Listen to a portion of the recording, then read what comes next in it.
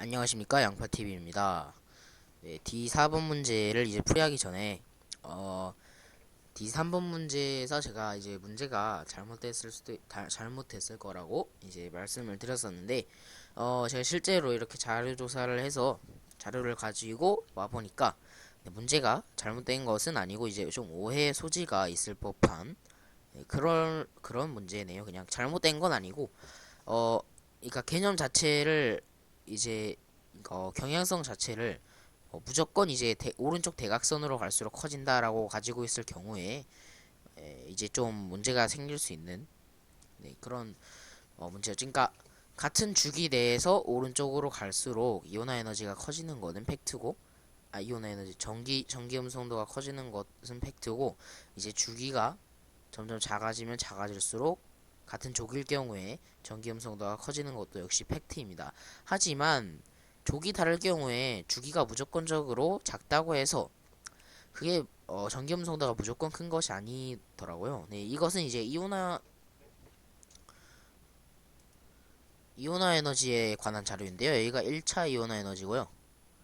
여기가 1차고 여기가 2차고 여기가 3차고 뒤에부터는 이제 생략을 했는데 보시면 1차만 봅시다. 어차피 1차밖에 거의 안 다루니까 문제에서는 1차밖에 안 다루니까 1차만 봅시다. 1차를 보시면 지금 붕소가 있는데요. 주기가 얘보다 크면 상식적으로 원자 반지름이 상당히 크잖아요. 그러면 전자를 떼어내기가 상대적으로 쉽단 말이에요. 하지만 그럼에도 불구하고 얘네 둘의 이제 유액 전화를 바탕으로 계산한 거겠죠. 얘네 둘을 보시면 어 이렇게, 그러니까 얘네 둘도 지금 예외적 경향성은 맞고요. 예외적 경향성은 맞는데 우선은 얘네 둘이 붕소보다 지금 월등히 큼을 알 수 있죠. 물론 탄소보단 작지만 붕소 자체가 워낙 일단 3족 2주기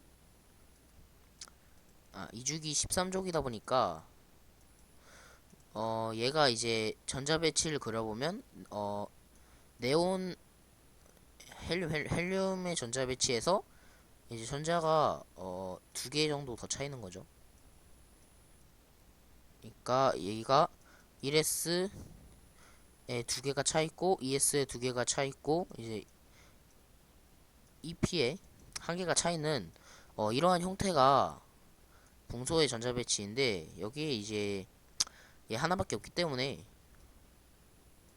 얘를 떼면 이제 좀 딱 봐도 안정해 보이는 그런 전자 배치를 띄게 되겠죠. 애초에 그 슬래트 규칙 앞에서 다룬 슬래트 규칙으로 계산을 해보시면 얘 지금 플러스 5에서 어, 같은 주기 전자 껍질 상에 전자가 두 개 있죠. 하나를 택했을 경우에 나머지 두 개니까 마이너스 0.35 곱하기 7, 0.35 곱하기 2니까 0.7을 해주고요. 앞에도 두 개가 있기 때문에 0.85 곱하기 2 해서 1.7이 되겠죠. 그러면 계산을 해보시면 어 2.6이 나오죠. 플러스 2.6이 나오고요. 뭐 이렇게 황 같은 거 한번 해볼까요? 황 같은 경우에는 이제 원자 번호가 16이기 때문에 플러스 16에서 전자 배치를 한번 그려보시면 1s, 2s, 2p까지 꽉 차고 이제 이게 네온의 전자 배치죠. 네온의 전자 배치에서 3s, 3p 이런 식으로 돼 있는데 얘가 지금 이렇게 나눌 수 있겠죠. 그러면 얘는 두 칸 앞에 있기 때문에 일단 마이너스 2를 해주고요. 한 칸 앞에 8개가 있기 때문에 0.85에서 곱하기 8을 하여서 빠르게 계산하면 6.8이 나오겠고요.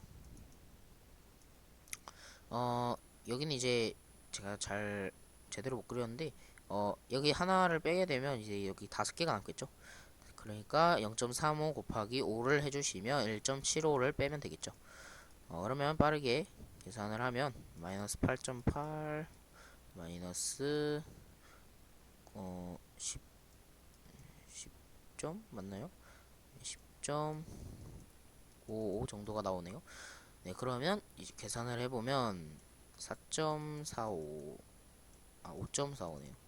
5.45 5.45 정도가 나오게 되니까 이거의 거의 두 배죠. 두 배가 넘네요. 네, 두 배가 넘죠. 그렇기 때문에 이게 유효액전화로 계산을 했을 때도 황이 붕소보다 훨씬 큽니다. 유효액전화가. 그렇기 때문에 이온 에너지가 당연히 클 수밖에 없겠죠. 네, 이렇게 슬래트 규칙을 이용해서 계산을 하면은 확실하게 알 수가 있습니다. 네, 그러면 이제 전기음성도 또 보도록 하겠습니다.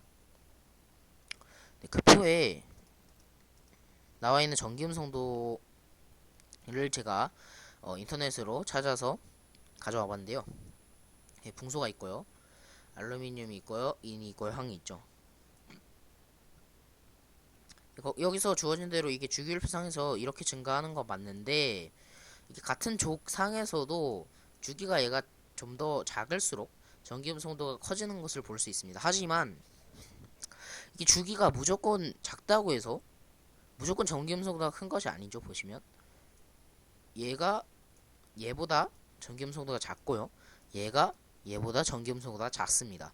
결론적으로 말하면 전기음성도를 비교하실 때 원자 반지름 같은 경우는 확실히 주기에 따라서 확연하게 그것이 변하는 것을 알 수 있습니다. 주기가 크면 클수록 원자 반지름 무조건 크고요. 주기가 작으면 작을수록 원자 반지름 무조건 작습니다. 그것만은 확실해요. 그렇기 때문에 이 수능 자이스토리의 그 모범적인 해설에 보면은 원자 반지름을 우선적으로 본 것입니다. 왜냐면 다른 것은 예외가 생길 수 있기 때문이죠. 네. 그런 식으로 이제 문제를 풀이한 것 같아요. 네. 그리고 제가 제시한 것 중에 그 이온화 에너지가 알루미늄과 붕소가 이만큼밖에 차이가 안 나는데 황과는 어떻게 엄청난 차이가 날 수 있느냐라고 의문을 제시했었죠. 실제로 표를 보시면 네, 그 그래프 자체에서 상대적으로 나타내는 건 좀 과장된 감이 없지 않아 있습니다. 솔직히 말해서 이 둘의 차이와 이 둘의 차이는 별로 나지 않기 때문에 그 좀 과장된 면이 있긴 하지만 그래도 저희는 이제 경향성만을 파악하는 거죠. 뭐가 더 크냐라는 것을 확실히 알 수 있으면 되는 거기 때문에 그냥 이렇게 표현한 것 같습니다. 이게 사실상 좀 헷갈리게 할 수 있고 실수를 유발할 수 있는 예, 좀 정석대로 풀었을 경우에 그러니까 좀 자료를 수능을 푸는 기술이 없고 좀 이론에 충실해서 정석적으로 풀었을 경우에 틀릴 수 있는 그런 문제였던 것 같습니다. 일단은 제가 제대로 된 풀이를 제공해드리지 못한 점은 죄송드리고요. 어, 이렇게라도 자료조사를 해보니까 확실히 알 수 있는 그런 계기가 되어서 좋은 것 같습니다. 네. 앞으로는 최대한 실수를 줄이려고 노력하도록 하겠고, 네, 이제 3번 문제 풀이로 바로 넘어가도록 하죠. 네, 4번 문제입니다. 한번 문제를 읽어보도록 하죠. 네, 원자 A부터 C의 이온 에너지에 대한 자료입니다. A부터 C는 각각 산소, 플루오린, 나트륨 중에 하나입니다. 제1 이온 에너지와 제2 이온 에너지를 나눴네요.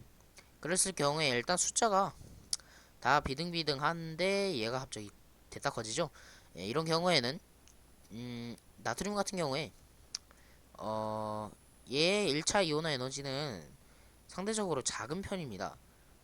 왜냐면 주기율표 상에서 이렇게 커지는데 여기에 위치하고 있기 때문에 상대적으로 매우 불리한 위치에 있죠. 3주기 상에서 3주기 중에서 가장 이온 에너지가 작다고 할 수 있는 그런 원소인데 얘를 전자를 하나 떼버리면 2주기에서 가장 이온 에너지가 큰 가장 1차 이온 에너지가 큰 원소인 네온이 돼버리죠.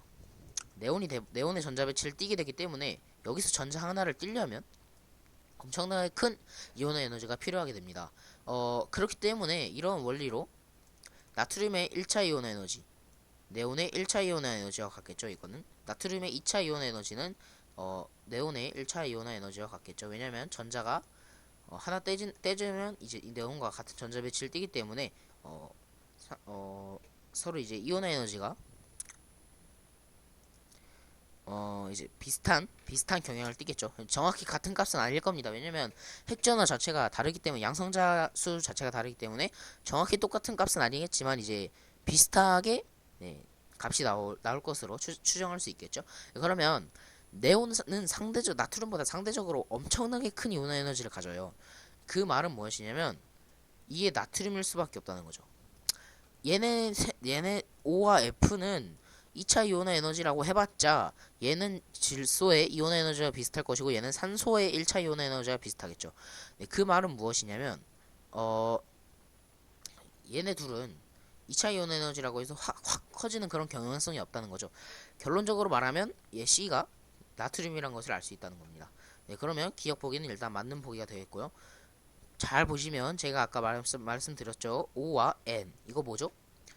이온화 에너지의 예외적 경향성이죠. 예외적 경향성이기 때문에 여기서도 또 주의를 하셔야 될 필요가 있을 것으로 예측이 됩니다. 자, 보시면 A와 B 중에 뭐가 맞느냐? 우선 봅시다.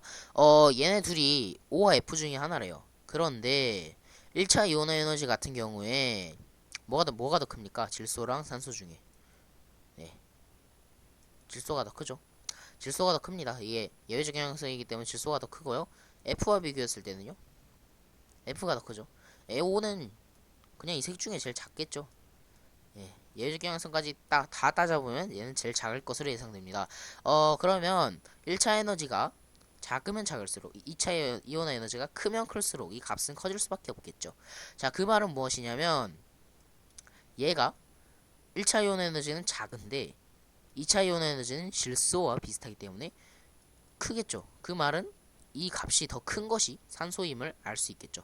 네, 그러므로 B가 산소가 되고 A가 플루오린이 되는 것입니다. 네, 이런 식으로 풀이를 하시면 되고요. 니은 보시면 원자과 전자가 느끼는 유해 핵전환은 A가 B보다 큽니까? 라고 나와있죠. 이제 유해 핵전환은 이온화 에너지와 비례할 수밖에 없습니다. 상식적으로 생각을 하면 이제 세게 끌어당기면 내가 이거를 탈출하기 위해서는 그렇게 많은 에너지를 투입을 해야만 탈출할 수 있겠죠. 그렇게 생각하시면 되겠습니다. 원자과 전자가 느끼는 유해 핵전화가 A가 B보다 더 크냐고 물은 것은 A가 B보다 1차 이온 에너지가 더 크냐를 물어보는 것과 같은 질문입니다. 그렇기 때문에 당연히 맞는 말이 되겠죠. 플루오린이 산소보다 1차 이온 에너지는 더 크기 때문이죠. 네, 그래서 니은은 맞는 보기가 되겠고요. 네온의 전자배치를 갖는 이온의 반지름은 A 이온이 가장 큽니까? 라고 물어봤죠. 네온의 전자배치를 가지려면 플루오린은 이제 원자 번호가 9번이죠. 그러면 F-를 말하는 것인데 등전자 이온에 대한 관련된 내용입니다. 우선은 제가 말씀드렸죠. 등전자 이온은 뭐만 보면 되냐면 전하만 보면 됩니다. 등전자 이온의 경우에 이제 E 마이너스를 띄고 플러스를 띄면 당연히 E 마이너스가 반지름이 가장 크겠죠. 네, 그러면 네, 그래서 디귿은 틀린 보기가 되어서 답은 3번이 되겠습니다. 네. 5번 문제 풀이하기가 시간이 애매할 것 같네요. 네, 그러면 이상으로 네, 문제풀이 영상을 마치도록 하겠고 다음 영상에서는 이제 D5번부터 다시 문제풀이를 시작하도록 하겠습니다. 네, 시청해주셔서 감사드립니다.